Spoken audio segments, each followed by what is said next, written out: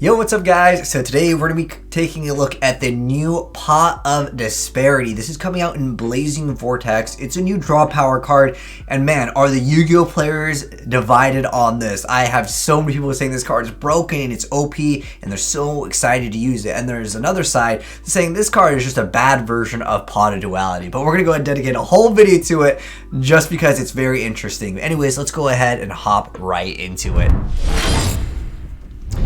So first off, let's go ahead and check out Pot of Disparity's effect. So it is a normal spell card that says that you can only activate one card with this card's name per turn.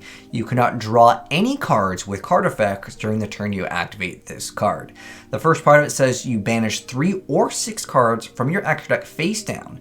Excavate that same number of cards from the top of your deck, add one of them to your hand, and place the rest on the bottom of your deck in any order. For the rest of the turn after this card resolves, half any damage your opponent takes. Alright, so let's go ahead and compare it with some of the other draw power that people are comparing it to and kind of saying this card's trash because X, or this card is really good because of these reasons. So first off, let's go ahead and go over the downsides, and let's go ahead and go over the positives. So downsides, only once per turn. And then on top of that, you can't draw any cards with card effects during the turn you activate this card. So a lot of these other decks that want to play other cheesy gameplay mechanics, let's say for example like Exodia, you're really not going to be able to pull that off any more consistently because, well, one, the deck is really hard to even play Exodia in 2020 just due to the amount of negates that exist in Yu-Gi-Oh! And the hand traps.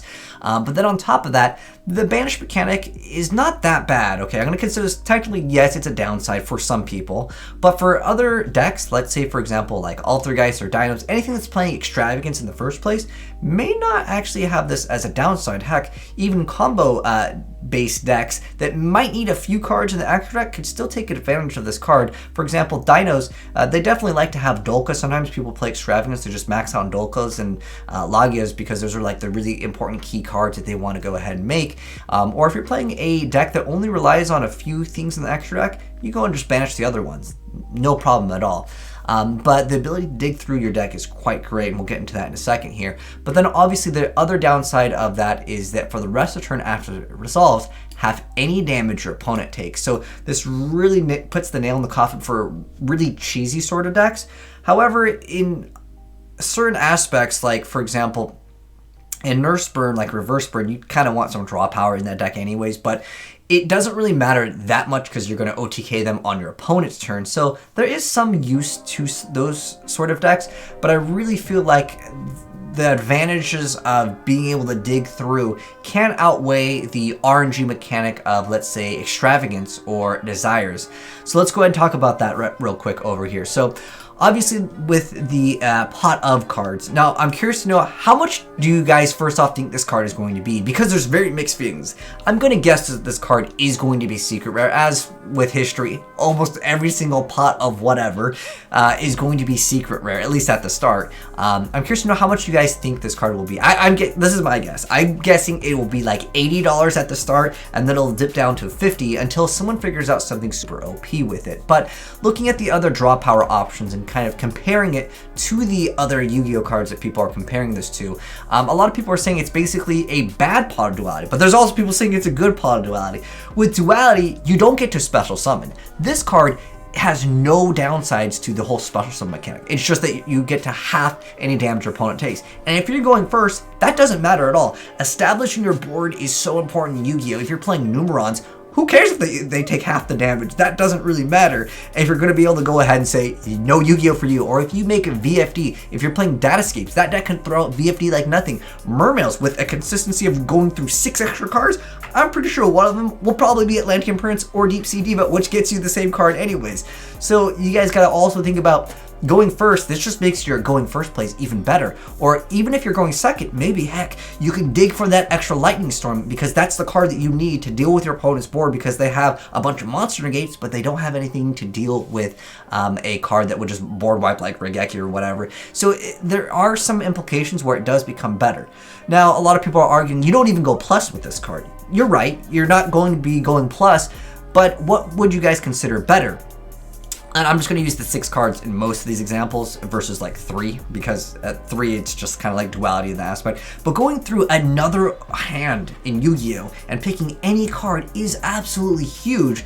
Like with Desires or Extravagance, you're getting random cards for the most part, unless you stack your deck. But you're going through some RNG here. And even if you look at it in the aspect of Grand Maju Daiza, or any deck that requires one very specific card, like for example, Mystic Mind. If you are playing a Mystic Mind deck and you just don't happen to open up with Mystic Mind, you open up with a lot of like burn cards that, you know, maybe you get some quick damage in, but you need that Mystic Mind. That is way more important than anything in your entire deck. That could be something to also take into consideration with this. But I also want to take this a step further over here, because when first I was saying it, I was like, you know, what are the other weird things that you can do with this? Because I always like weird and innovative Yu-Gi-Oh! Ideas. So first off, because you can control what is actually banished, you might actually be able to do some weird stuff with some pendulums, and that would have to do with cards like Primal Seed.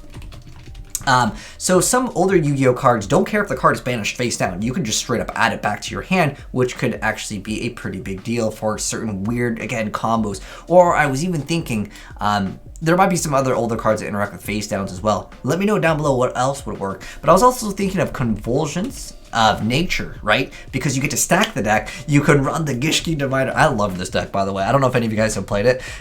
It's not what I would consider super meta, and it was a long time ago, and it was just fun. But Gishki Diviner, so what you would do is Gishki Diviner, Convulsions of Nature. There's a few other cards where you get to like name the top card, and if you call it right, you get some cool effect. I think there's like True Name. I think it's this one over here, where you declare one name. So what you do is you flip up the deck after you stack it, right? So you get to put them bottom of your deck in any order. You go True Name and be like, oh bam, I'm gonna go summon a Divine Monster. Like there's just weird stuff that you can do with this, because remember, you can still special summon. Now I don't think we have oh gosh, Creator? Is that what they called it? Oh, okay, yeah. If you go for this, who cares about the whole like half damage? You win the entire duel. I believe this is OCG only still. However, you guys can see that the downsides might not be that bad. And even if we look like, heck, we're in Dinos right now. This is from yesterday's video I just made going over Skywing.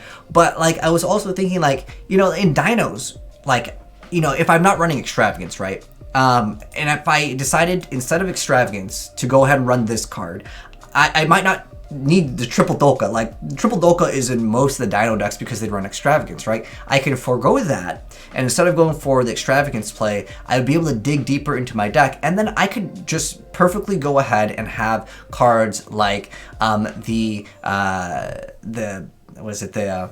Predaplant combo here, and I would have more consistency in my deck, obviously the Predaplant and the Link monster, and then I obviously would be able to throw in Dark Magician, Red Eyes, and then I would have an ability to go ahead and make that card. Or I could also, you know, think about like cards like Dark Ruler more if I'm going second, because again, going first, I really feel like this card downside of halving the damage for like most people, like what else burns earlier on in the game, like what Wind Witch, like it doesn't really matter. Or if you're playing like Altergeist or most decks like that don't really need the extra deck or any sort of cheese, Grand Maju Daiza, at first glance, like a lot of people don't understand that going through the extra 6 cards can be better for certain circumstances than being able to RNG and just go +1, right? Because you don't know what you're getting. It's a blind go into it.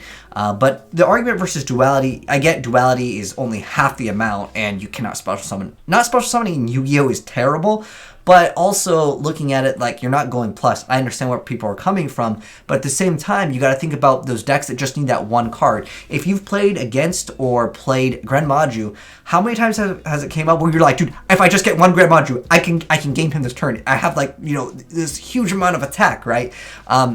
There's no risk with it. Like you're not banishing cards randomly. And that is one thing that this card does very well. Like some decks, they don't care about their extra deck. So at that point, like Grand Maju, most of the time, they don't even care about their extra deck. But in other decks that do care about their extra deck, you can still play this card because it's your choice of 3 or 6. It doesn't specify random unless this is some translation issue. Then we will have to have another discussion about it in the future. But again, I just saw a lot of people saying this card is trash, and I saw a lot of people do this card's OP. You guys are so dumb. Because digging through 6, it is a huge deal in Yu-Gi-Oh! That's an entire new hand. But, well, you gotta pick one card. But, like, that's all you need. There are so many Yu-Gi-Oh decks, and I recently covered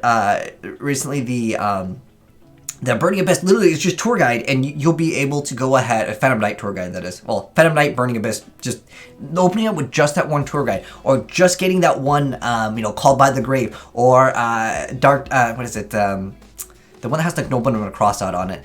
Is it like, I don't know what, Crossout Designator. Okay, that's the card. So yeah, like if you just get that one card that you need in your deck, that could be completely huge. And then you're getting your FTK off, you're getting your, huge board, and like the downsides don't matter of like having the damage again if you're going first for any of these like decks that need that super consistency. Or again, if you're playing Mystic Mine and you don't get Mystic Mine, you lose like usually within like 1 or 2 turns, unless you happen to have stall cards. But again, I think this card is still like okay. Is it an absolutely trash card? I wouldn't say so. But is it going to be replacing Pot of Extravagance or Desires for a lot of people? I don't think so. I still like the idea of being able to go plus, because this card, again, it doesn't let you go plus at all. So there's the arguments from both sides over there of like the card is being bad and it's good. For me, here's how I feel about it. I think that it can still be used. I want to test it out more myself. Obviously, it just came out, so we'll have to wait for it.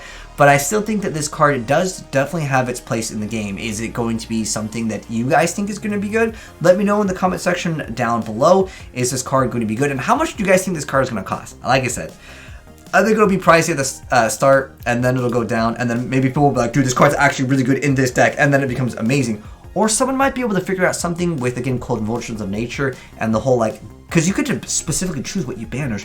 There might be a card that, like, I don't know, resets the card, put him back into the graveyard, and there's some old card that, like, people are like, oh, back in my day, that card existed, and it just works with it, and someone might figure out broken combo, and then it'll just shoot up in price. But I'm curious to know what you guys think down below, and if you guys got any cool ideas, and you guys would like to send a replay of it, feel free to go and do so at AzneyesReplays@gmail.com, or just hit me up via the Discord.